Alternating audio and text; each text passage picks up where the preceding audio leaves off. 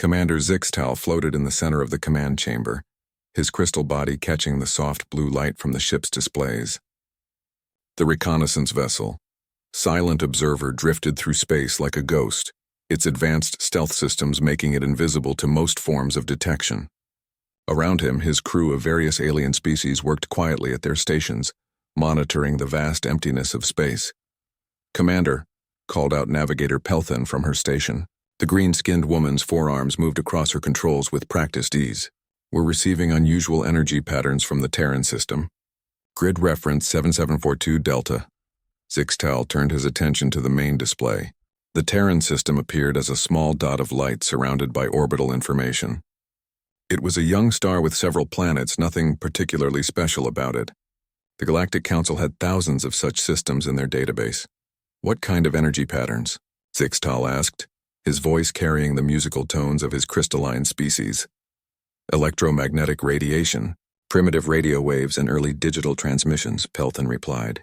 "The third planet appears to be the source. There are clear signs of an emerging technological civilization." The bridge became more active as crew members turned their attention to this discovery.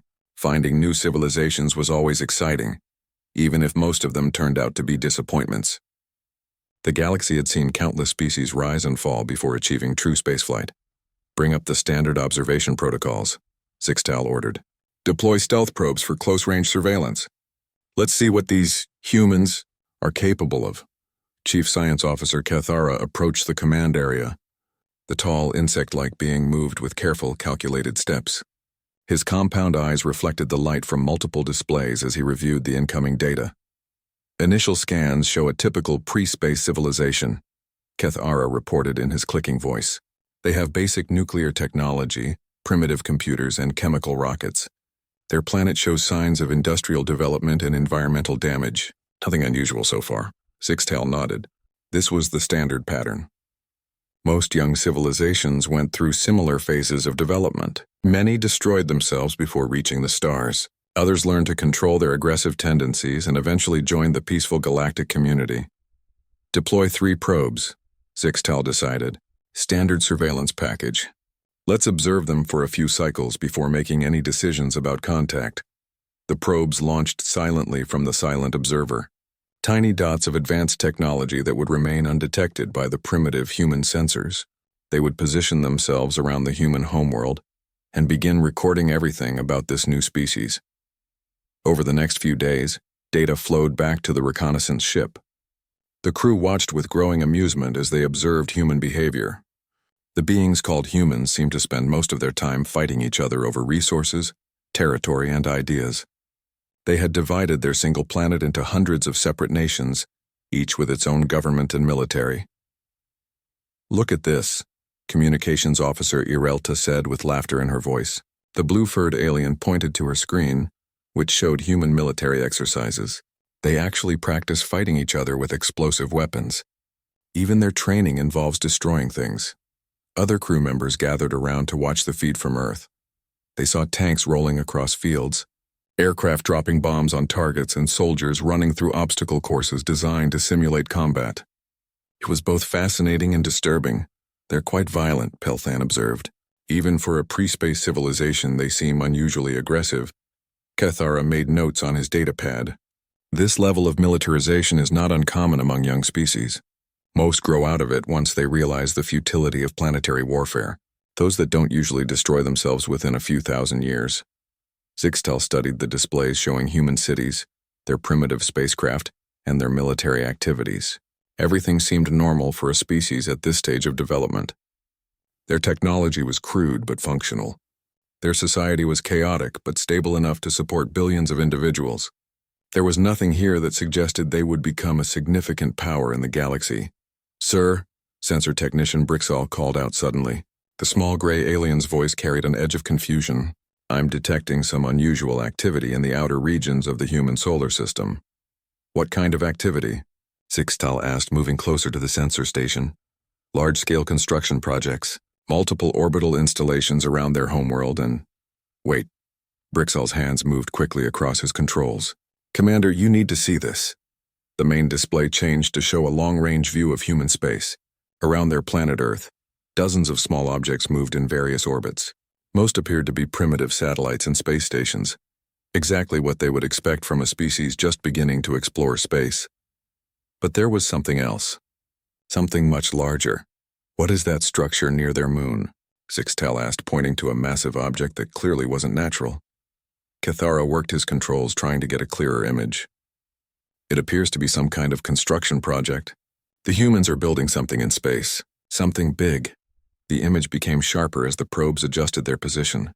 What they saw made several crew members step back in surprise. The humans weren't just building a space station or a simple orbital platform. They were constructing what could only be described as a ship, but not just any ship. This vessel was enormous, easily dwarfing anything the reconnaissance team had expected to see from such a primitive civilization. Its design was unlike anything in the Galactic Council's databases. Where most spacefaring species built their ships with elegant curves and efficient layouts, this human construction was angular and brutal-looking.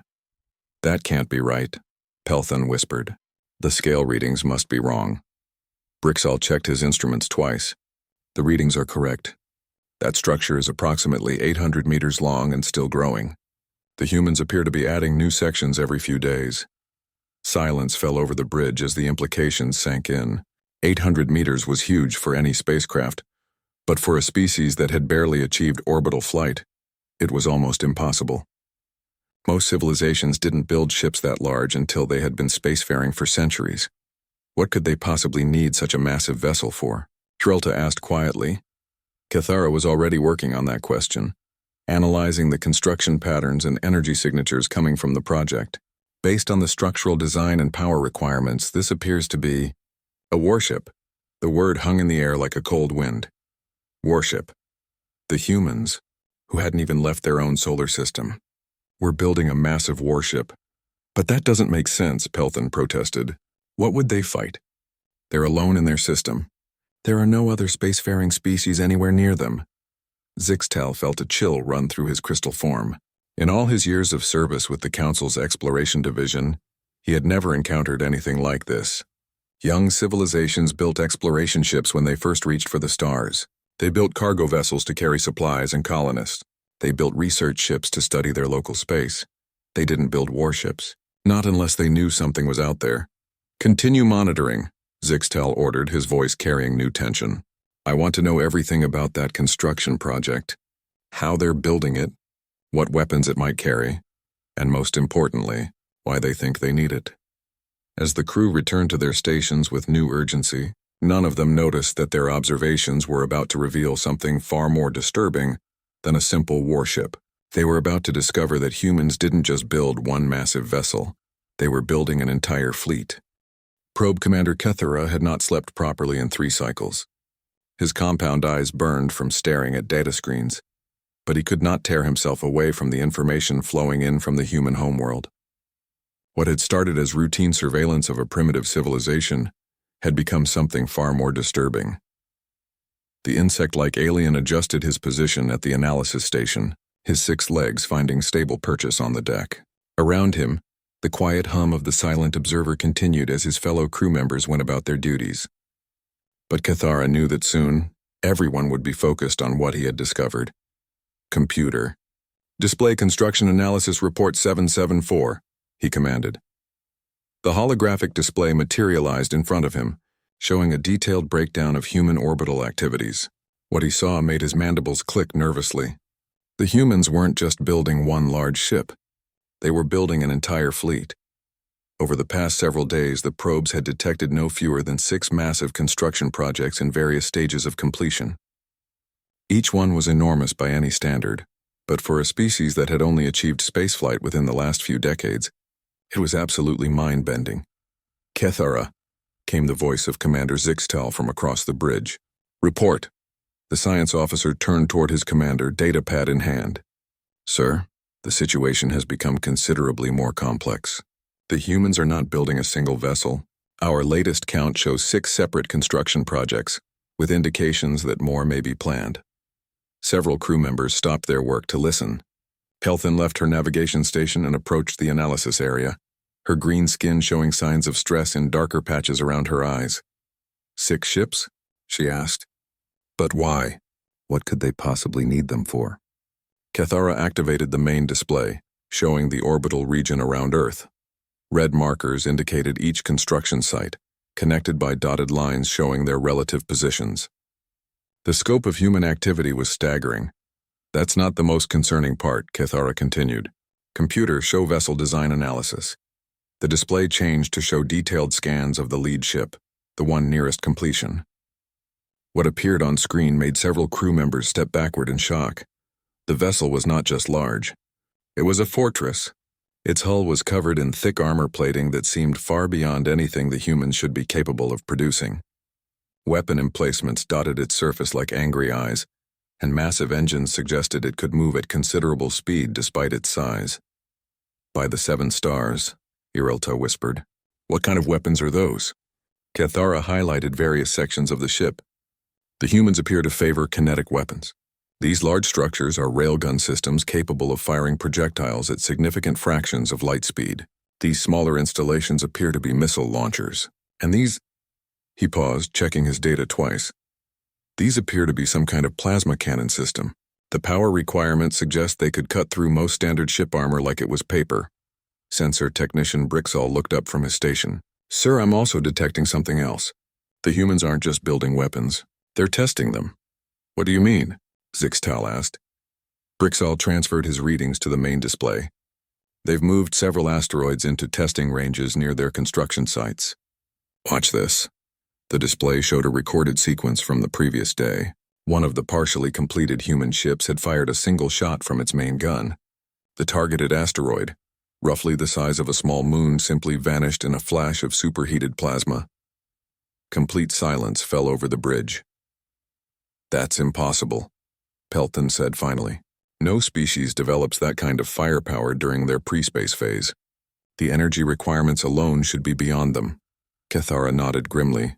That's what I thought too. But the data is clear. Somehow humans have managed to skip several centuries of normal technological development. They have gone directly from chemical rockets to weapons that could threaten established galactic powers. Communications Officer Irelta raised a disturbing question. How did they even know to build weapons like that? Most species develop defensive capabilities gradually, in response to threats they encounter in space. But humans haven't met any other species yet. What are they defending against?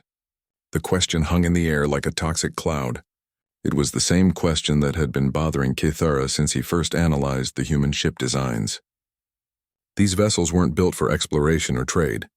They were built for war. But war against what? Computer, analyze human entertainment and fictional media, Cathara ordered. Sir? Zixtal asked. I want to understand how they think. Their fiction might give us clues about their motivations. The analysis took several minutes.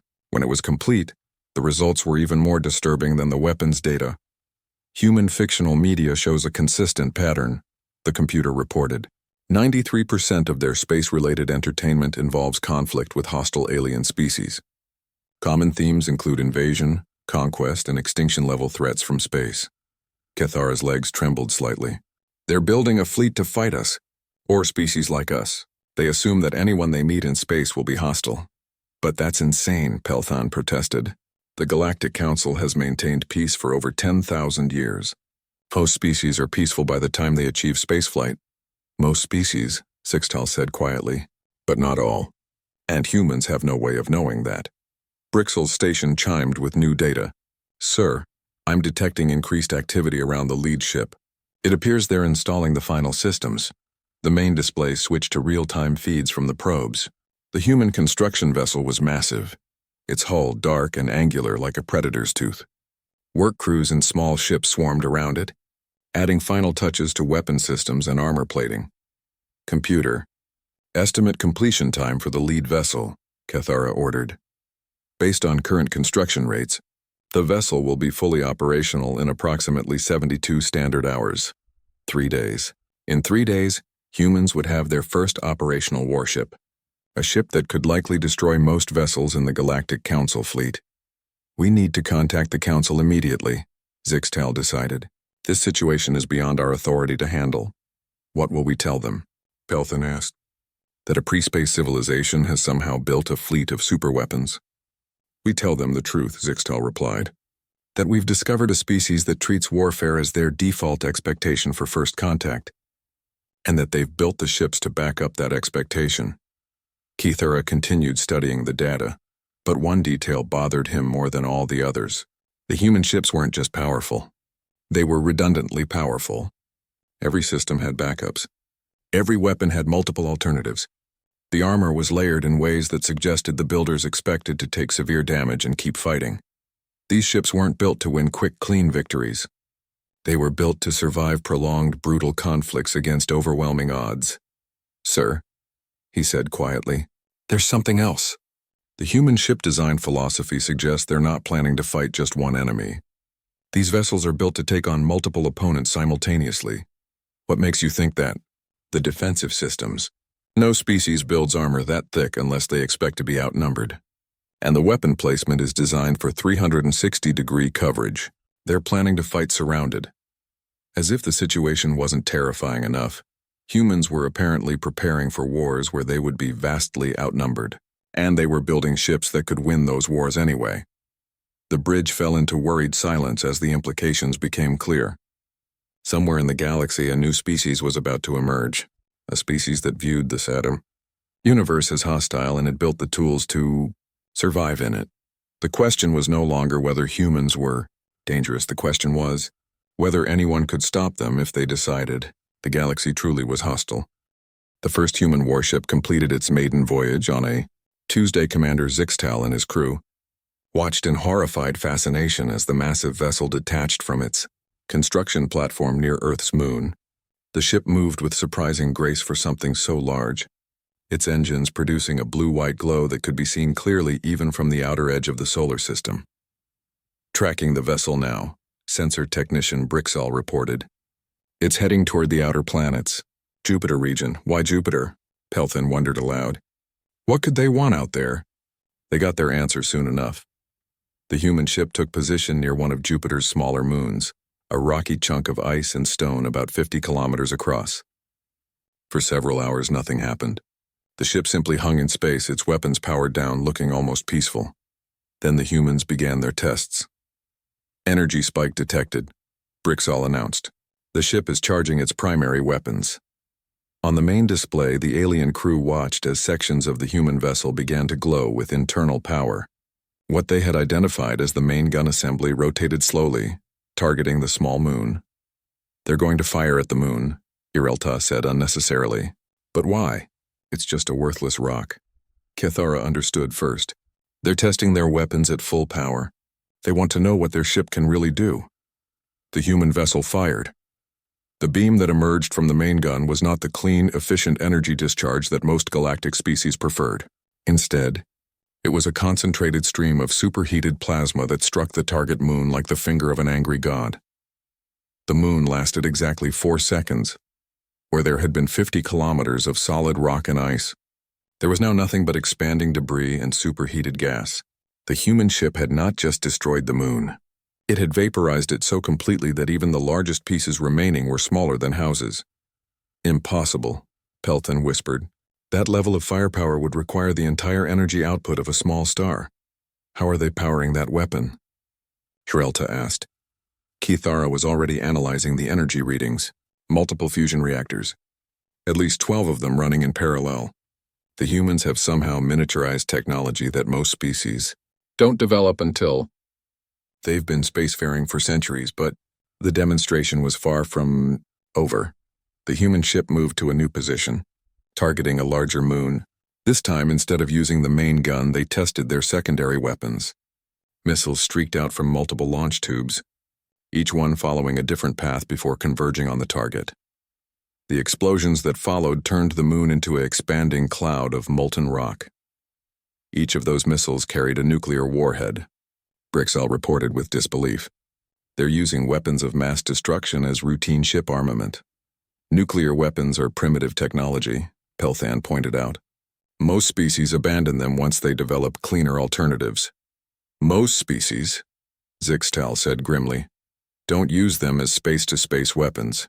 Humans appear to have found ways to make nuclear bombs practical for ship combat. The human vessel continued its tests for 3 more hours. They fired different weapons at different targets, tested their defensive systems, and performed maneuvers that defied everything the aliens knew about space combat doctrine. The most disturbing test came near the end.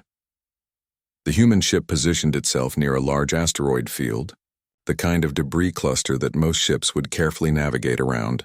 Instead of going around it, the human vessel flew directly into the middle of the field. "What are they doing?" Pelthan asked.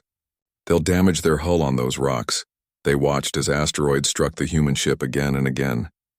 Each impact would have crippled most vessels, punching through hulls and destroying critical systems. But the human ship kept flying, its thick armor absorbing impacts that should have been devastating. "Their armor is over 2 meters thick in most places," Cathara reported, "and it appears to be some kind of composite material. Each impact crater is healing itself. Healing itself? Self-repairing armor. The humans have somehow created hull materials that can fix damage automatically. This ship could take hits from our most powerful weapons and keep fighting." But the real shock came when the human ship deliberately rammed one of the larger asteroids. The asteroid, roughly the size of a city, shattered against the ship's reinforced prow. The vessel barely slowed down. Alarms would have been screaming on any normal ship, but the human vessel simply continued on its course as if nothing had happened. "They're not just testing their weapons," Zixtal realized. "They're testing their ship's ability to survive damage. They expect to be hit. They expect to take severe punishment, and they've built their ship to keep fighting anyway." The implications were staggering. Most galactic combat doctrine focused on avoiding damage through shields and maneuvers. Ships were built to be fast and elegant, relying on technology to prevent hits rather than armor to absorb them. Humans had taken the opposite approach. They had built their ship to tank hits that would destroy other vessels, then keep fighting. "Sir," Brixall announced, "the ship is heading back to Earth, but I'm detecting something else." Multiple energy signatures throughout the human system. The display changed to show a wider view of human space. Red dots appeared at various points throughout their solar system, each one representing a massive energy source. "The other ships," Pelthan breathed. "They're activating the other ships." Over the next few days, the alien crew watched as 5 more human vessels came online. Each one was slightly different from the first, but all shared the same brutal design philosophy. Thick armor, massive weapons, and engines powerful enough to ram asteroids. The humans tested each ship the same way, destroying moons and asteroids with casual efficiency. But the test revealed something even more disturbing than the individual ship capabilities. The human vessels were designed to work together. "Look at their formation patterns," Cathara pointed out as the human ships conducted group exercises. "They're not operating as independent vessels. They're functioning as a single unit." The 6 ships moved through space like a school of deadly fish, their positions carefully coordinated to provide overlapping fields of fire. When one ship targeted an asteroid, the others would automatically adjust their positions to support it or cover its blind spots. "Coordinated fleet tactics," Zixtal observed. "Most species don't develop that level of integration until they've had centuries of space combat experience. But humans have never had space combat experience," Pelthan pointed out. "How do they know these tactics work?" The answer came from the communications intercepts that Urelta had been monitoring. Human transmissions during the exercises revealed crews that were intensely focused on identifying weaknesses and improving performance. "They're treating this like preparation for real combat," Urelta reported. "Their communications include detailed analysis of enemy capabilities, worst-case scenarios, and contingency plans for fighting superior numbers." "Enemy capabilities," Zixtal repeated slowly. "They're analyzing us." The realization hit the bridge like a physical blow. Somehow, the humans had detected the alien surveillance. They knew they were being watched, and they were putting on a show. "Computer, analyze human communication patterns during the exercises," Cathara ordered. The analysis revealed references to unknown observers and potential threats from deep space. The humans knew they weren't alone, and they were demonstrating their military capabilities as a warning. "They're sending us a message," Zixtal said quietly. "They want us to know what they're capable of." "But why?" Pelthan asked. "If they wanted to be peaceful, why show us their weapons?" "Because," Cathara answered, his voice filled with new understanding, "they don't know if we're peaceful. From their perspective, unknown aliens could be invaders or conquerors. They're showing us their teeth so we'll think twice before attacking." The human exercise concluded with all 6 ships firing simultaneously at a large asteroid. The combined firepower turned several cubic kilometers of rock into ionized gas in less than 10 seconds. As the human fleet returned to their home system, one thing was absolutely clear to the alien observers. These ships weren't just dangerous. They were terrifyingly effective, and somewhere out there humans were already building more of them. The emergency session of the Galactic Council convened within hours of receiving Commander Zixtal's report. Representatives from 47 different species gathered in the Great Chamber on Nexus Prime, their various forms of communication creating a symphony of clicks, whistles, harmonics, and telepathic emanations. High Counselor Veltar of the ancient ethereal race called for order. Her translucent form floated above the center of the chamber, tendrils of light extending toward each delegation as she established telepathic contact with all present.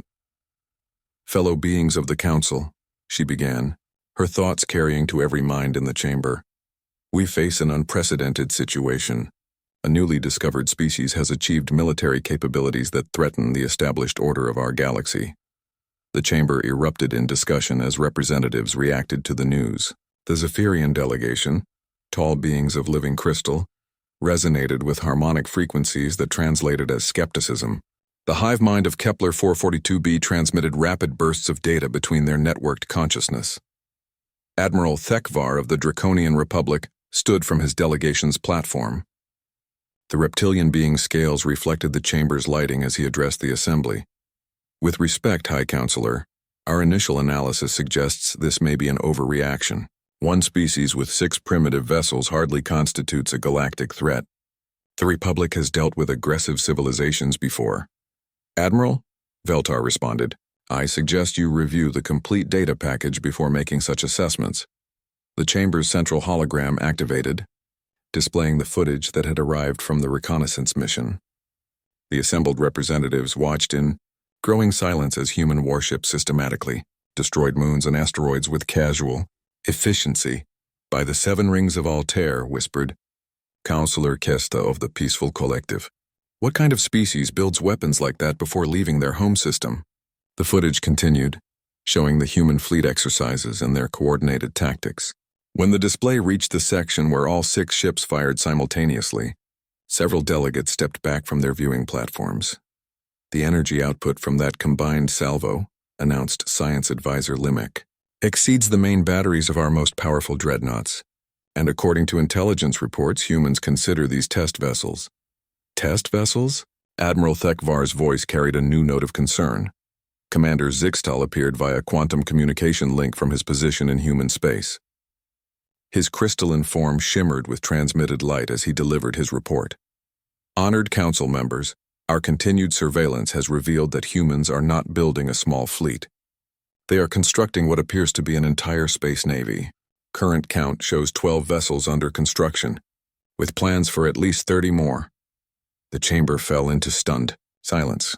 30 warships of that capability would represent a significant military force, noted General Morden of the Militant Alliance.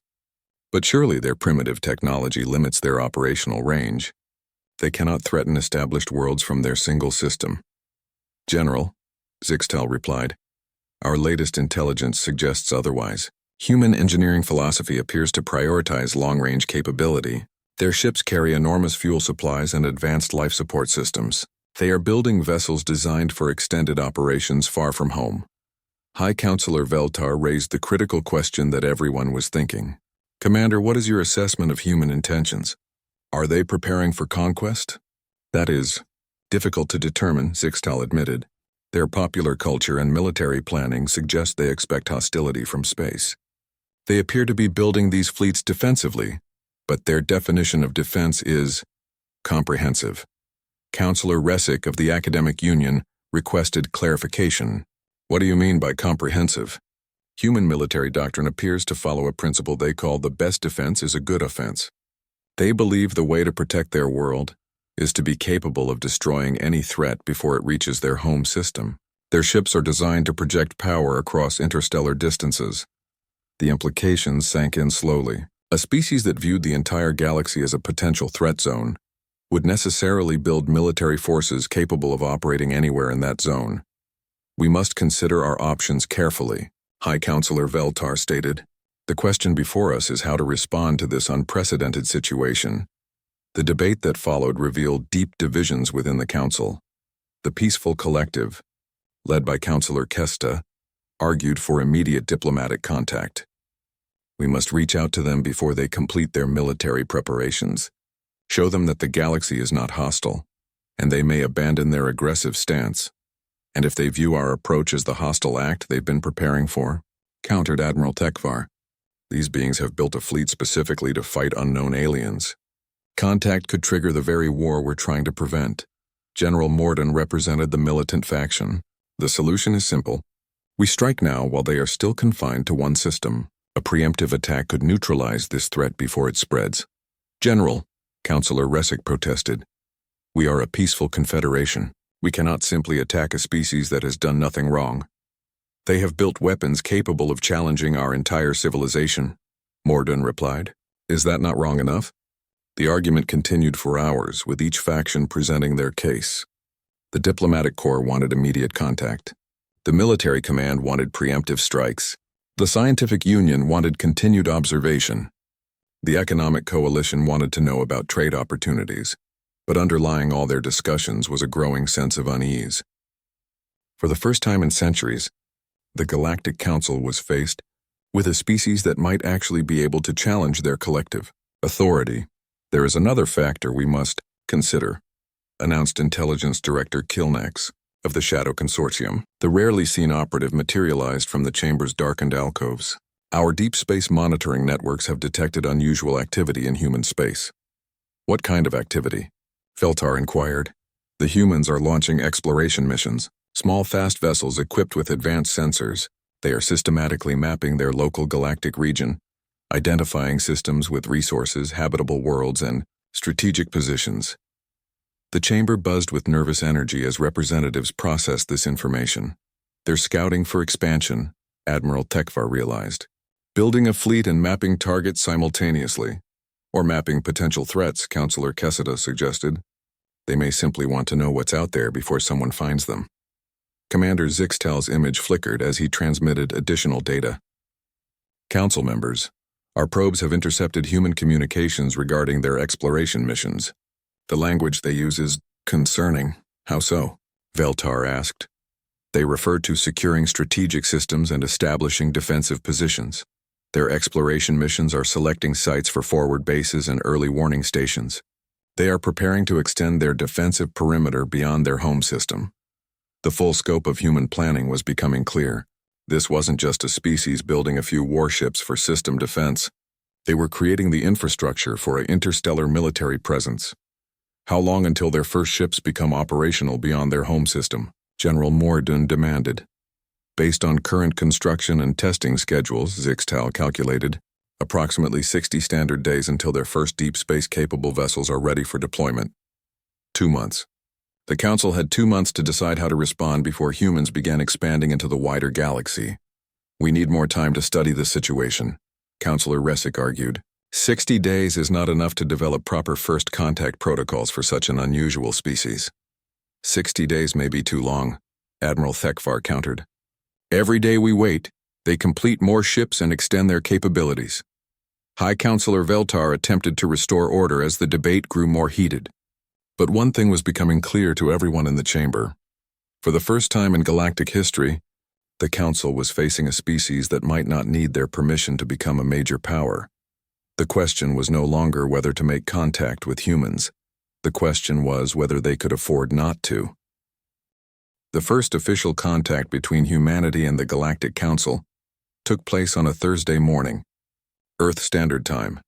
Ambassador Primary Silandra of the Diplomatic Corps approached Earth in the most non-threatening vessel the Council could find, a small, elegant transport painted in peaceful white and blue, broadcasting friendship messages in every known galactic language. She had volunteered for this mission despite the significant risks, knowing that first contact with humans could either establish lasting peace or trigger the very war everyone feared.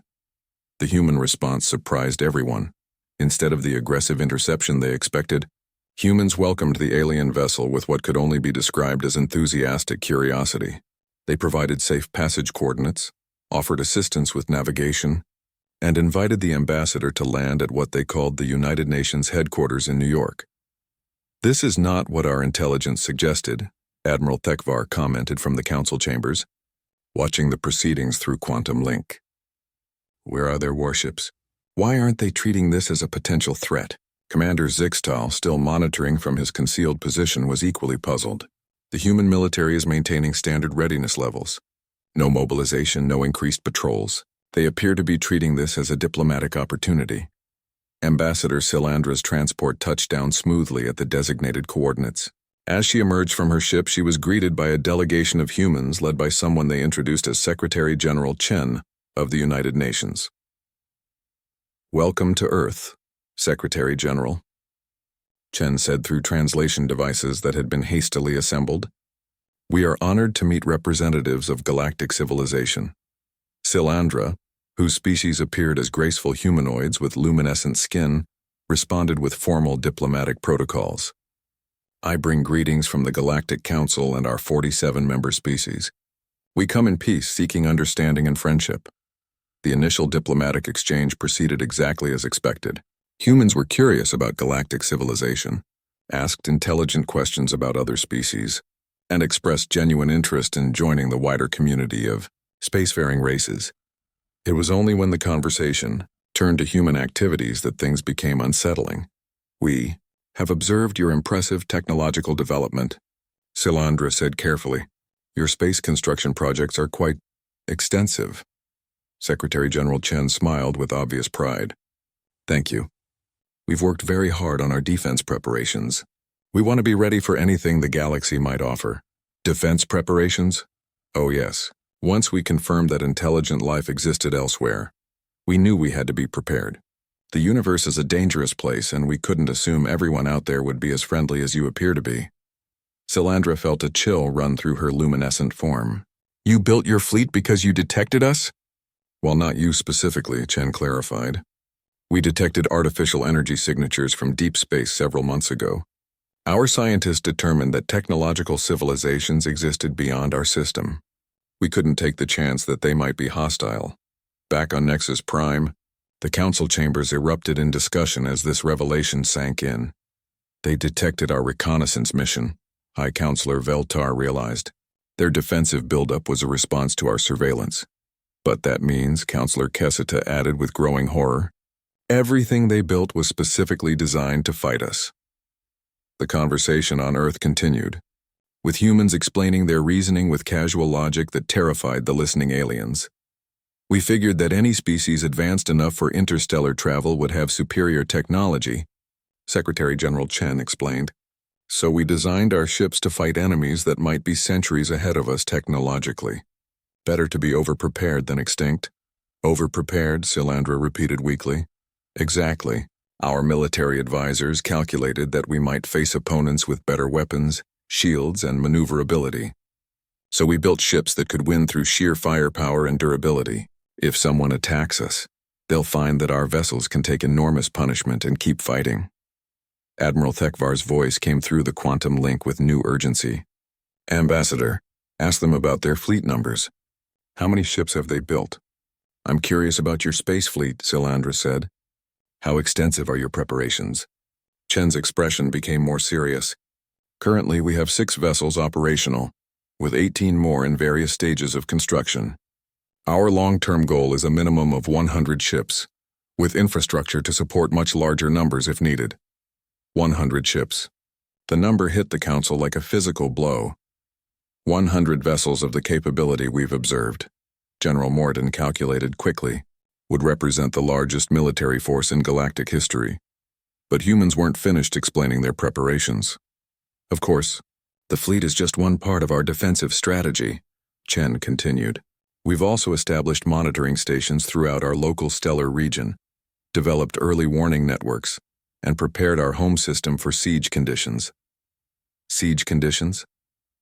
"We've stockpiled resources, created redundant industrial facilities, and designed our infrastructure to operate independently for decades if cut off from outside support. If someone decides to attack humanity, they'll find that we're very difficult to defeat. Silandra realized she needed to address the fundamental misunderstanding. Secretary General Chen, I should clarify that the Galactic Council is a peaceful organization. We have maintained galactic peace for over 10,000 years. We do not wage wars of conquest. Chen looked genuinely pleased. That's wonderful news. We were hoping that most galactic civilizations would be peaceful, but surely you understand our caution. We couldn't assume that everyone shared your peaceful values.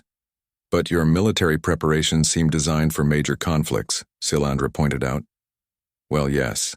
Our analysis suggested that if war did come, it would likely involve multiple star systems and vast distances. We wanted to be prepared for the worst-case scenario. The worst-case scenario. From humanity's perspective, the worst-case scenario was galactic war, and they had built their entire military structure to win that war. May I ask what you consider adequate preparation for peaceful coexistence? Silandra inquired carefully. Chen consulted with other human officials before answering. We believe our current preparations are sufficient for peaceful contact. Our ships are powerful enough to defend our territory, but we're not planning aggressive expansion. We're prepared to negotiate, trade, and cooperate with peaceful species. And if you encounter hostile species, then we're prepared to defend ourselves and our allies effectively. The casual way humans discussed potential galactic warfare sent chills through every alien listening. These beings had prepared for conflicts that most species couldn't even imagine. Back on Nexus Prime, High Counselor Veltar attempted to process the situation. They built a battle fleet as a precaution. From their perspective, they were being cautious and responsible. Cautious and responsible, Admiral Thekvar repeated incredulously. They built enough firepower to challenge our entire civilization because they thought it was the sensible thing to do. The diplomatic meeting concluded with humans, expressing their desire to join the Galactic Council and contribute to galactic peace. They offered to share their technology, establish trade relationships, and work cooperatively with other species. They also mentioned that they would continue expanding their fleet as a reasonable precaution until they were better acquainted with galactic politics. As ambassador, Silandra returned to her ship. One thing was absolutely clear to everyone involved. Humans weren't aggressive or warlike, they were simply practical. From their perspective, building enough weapons to conquer the galaxy wasn't paranoid or excessive, it was just good planning. The Galactic Council quietly updated their first contact protocols to include a new category: species too dangerous to provoke, even accidentally. And in the classified addendum to that protocol, they added a simple note that would guide alien-human relations for generations to come. When dealing with humans, remember that their idea of reasonable preparation is everyone else's idea of massive overkill. This is not a bug in their thinking. It is a feature. The humans, for their part, were delighted to discover that the galaxy was full of peaceful, friendly species. They kept building ships anyway, just to be safe.